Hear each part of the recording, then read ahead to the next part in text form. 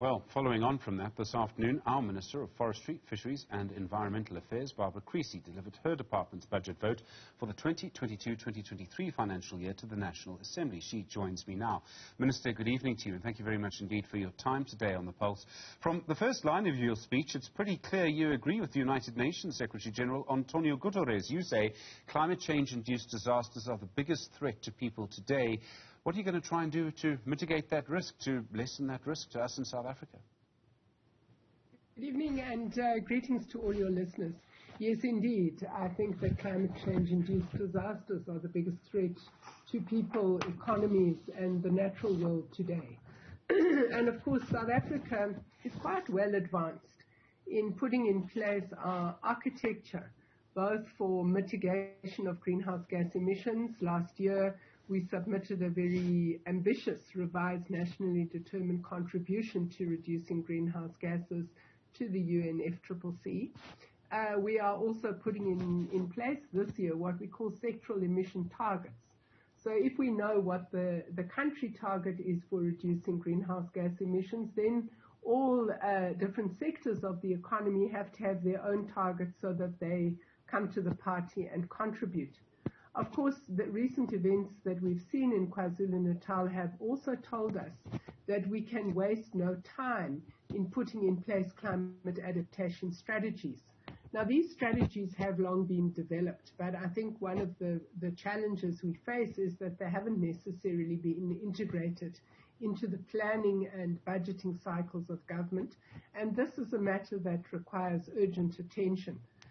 We have the climate bill in the National Assembly at the moment, and that bill will make it compulsory for all levels of government and indeed all government departments to plan and budget for climate action. All of those plans are going through the National Assembly, as you say. They probably will make a big difference.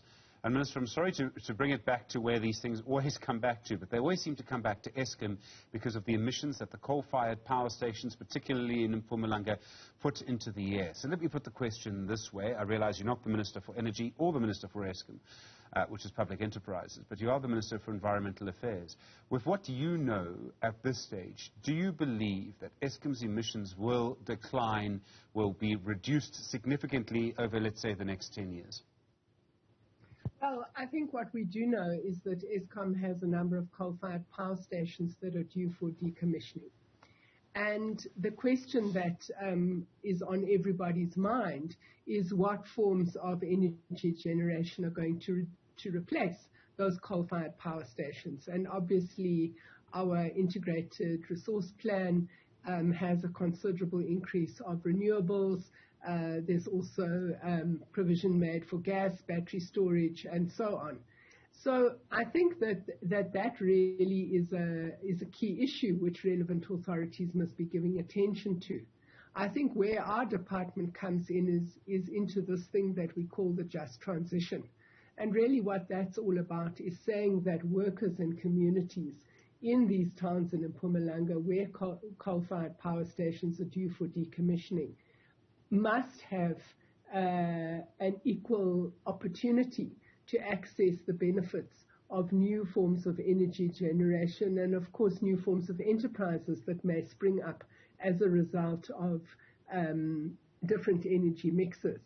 And the Presidential Climate Commission has been looking over the last couple of months, running public hearings in those communities and looking at what exactly would we consider to be a just transition framework for South Africa, because we don't want those who are in the front line of those communities, whether it's workers or community members, to be bearing an unjust burden of the transition. Of course, central here is the offer that was made last year of $8.5 billion by developed countries to supporting our just transition.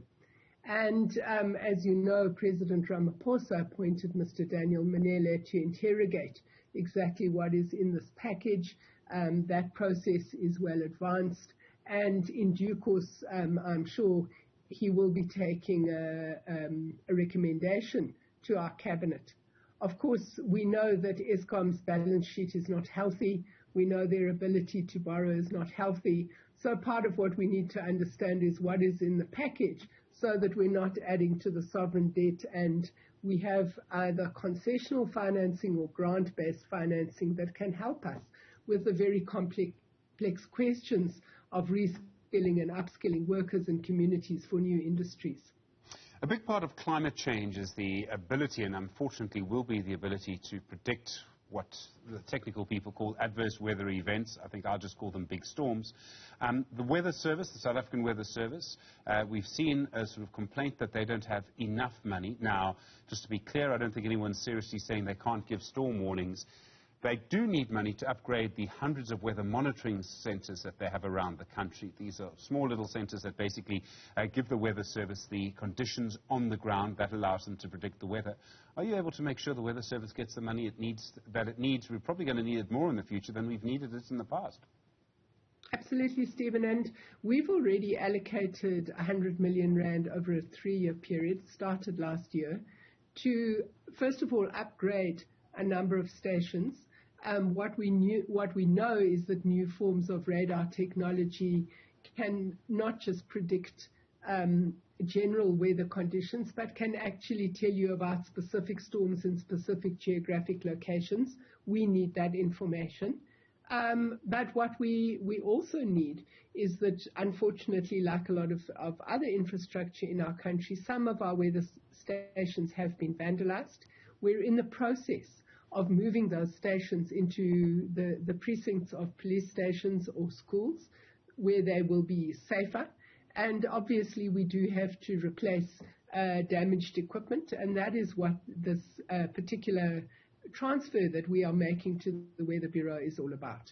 Minister, I really appreciate the time. Thank you very much indeed. The Minister of Forestry, Fisheries and Environmental Affairs, Barbara Creasy, with you on the Pulse tonight.